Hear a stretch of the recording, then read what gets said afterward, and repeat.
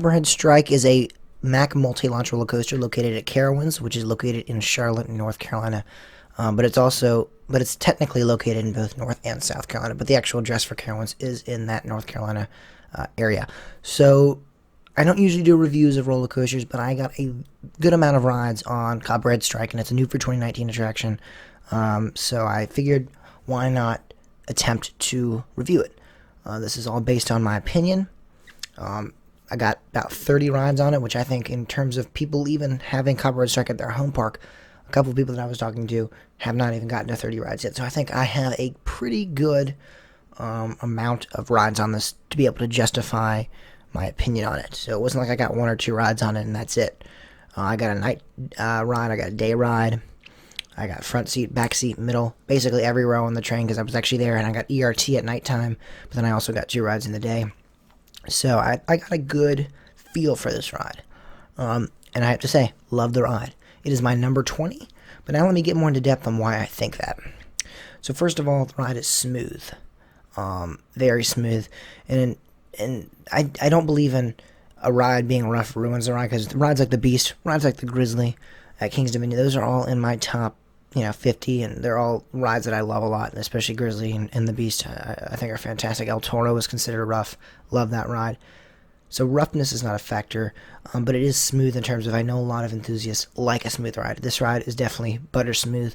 It does have a little bit of a vibration towards the back, I will say, but that does not say it's not smooth, but it is not, as glossy as the front row is butter. It doesn't even feel like you're on a roller coaster. It just feels like you're flying through the air. It's fantastic. And it's butter smooth. The inversions are pretty great. Each and every inversion. The first vertical loop is insane. The JoJo roll is great. The JoJo roll, after riding it about 30 times, made me want to puke. But the first 10 or 15 rides on it, I thought it was a lot of fun. But then once we kept riding it, and I'm like, oh my god, I'm gonna puke if we keep doing this. But it was fine. I made it out without any incidents there, and it was fantastic. I do like the JoJo roll a lot.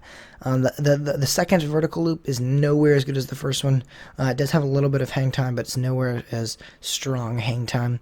And the cutback element on this ride, which is the inversion that kind of cuts you back, obviously, and then you kind of return back on the previous motion you were going towards.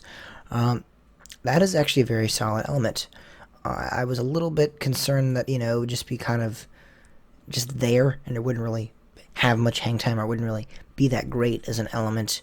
But I thought it was fantastic, because the one on Twisted Timbers is fun, it's good, but it's nothing too crazy in my opinion. I don't think it's one of the better portions of the ride. It's probably one of my least favorite portions of the ride, actually, on Twisted Timbers, so I was thinking it'd be like that for Copperhead Strike. But no, it was actually very solid, and I actually really enjoyed it, so I do have to say it's probably one of my favorite elements on that ride. The Stangle Dive was amazing. I felt like I was getting thrown out of my seat, literally. And then the rest of the ride, after all the inversions, after the crazy section, where it just kind of goes into like almost a double helix. It goes into the first helix and kind of goes around, and then it goes around another helix, and then you hit an airtime hill, which is ejector. Every airtime hill on this ride is pretty much ejector. You get some pretty good ejector, which I was really not surprised by, because I'd heard that a lot. But I have to say, in terms of this roller coaster and my expectations, and then actually riding it, it blew my expectations. I really thought people were comparing it to Maverick, and I was like, oh my gosh, this is going to get way too overhyped. I'm going to get on it, and it's going to be pretty average and mediocre, and I'm not going to like it that much. But it made it into my top 20. It beat Afterburn.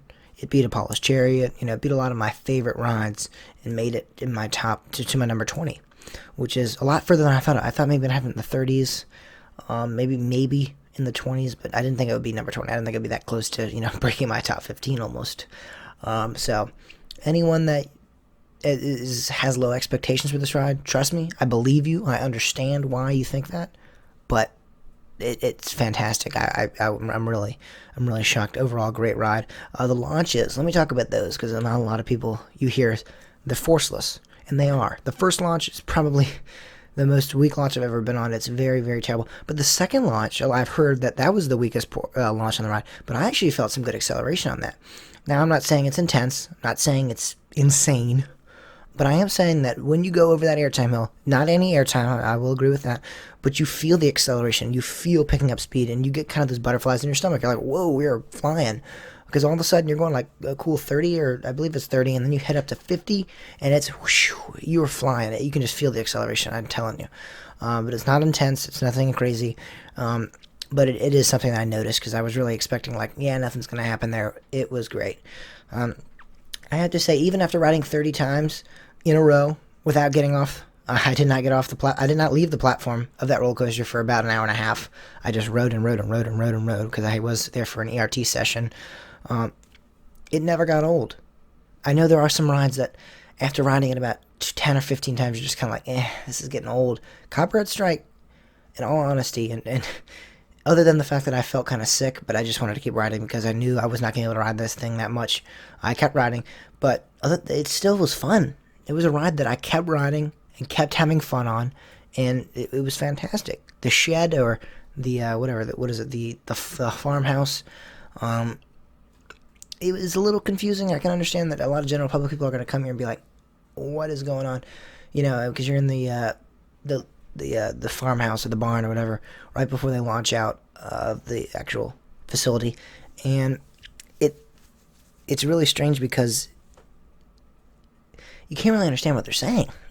Granny says something like, boys, there's trespassers here, and they're like, what, ma'am? And she's like, go get them, and it's like, okay, and they like run out, and it was a little confusing. I have to admit, again, the storyline is a little confusing. Like, I understand the storyline, but in terms of actual being a good storyline, I don't think it's a very strong storyline, especially because it's not really perceived in the station or the queue, or it's not really told anywhere. I mean, if you go on the website, you can read about it, but not a lot of general public are going to be like, what is this? Let's go on the website and check out the theme. I feel like the theme should be oriented into the ride.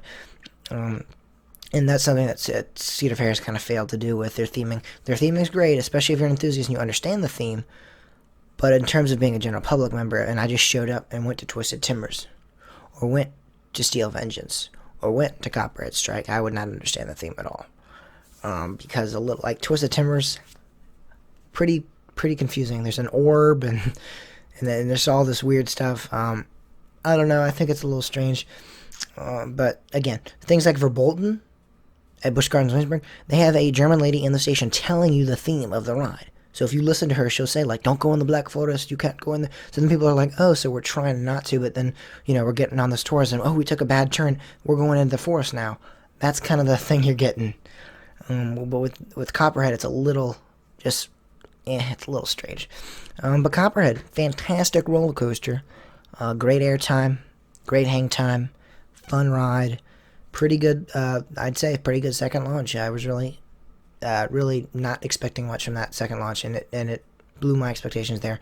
Stangle Dive, fantastic. Airtime hills are all ejector. And so overall, I would give Copperhead Strike a 9.5 out of 10. And I'm not going to give it that extra half, and I'm not going to be like nitpicky and say it's because of the theming, but I just don't think the whole ride's there. It's a great ride, like I said, but it could be better. The launches could be more intense. There's things to improve on. And I only give a certain amount of roller coasters a 10 out of 10. But a 9.5 for what it is it's not a low thrill coaster, but it is not a insanely high thrill coaster. I wouldn't go as far as calling it's not a family coaster, because I have heard some people say it's a family coaster. It's not a family coaster, but it is not an extreme thrill coaster. It is, maybe we'll call it high. Let's say on a scale of low, medium, and then there's high, and then there's extreme, I'd say it's a high thrill. It's nothing like Fury or I-305 or Lightning Rod, where it's insanely intense and you're going to black out or anything crazy like that. But it is something that I would not recommend like little kids getting out. So there is something to improve on. There's that factor of more extreme, more insane. But for what it is a fantastic ride. 9.5 out of 10. Definitely deserves it. I really, really enjoy it. It's a great ride, and you got to go to Carowinds and check it out. So that has been it for my Copperhead Strike review. My name is James Barber, and you've been listening to Coaster Talk, your source for everything roller coasters. And I'll see you guys on the next video. Thanks for watching.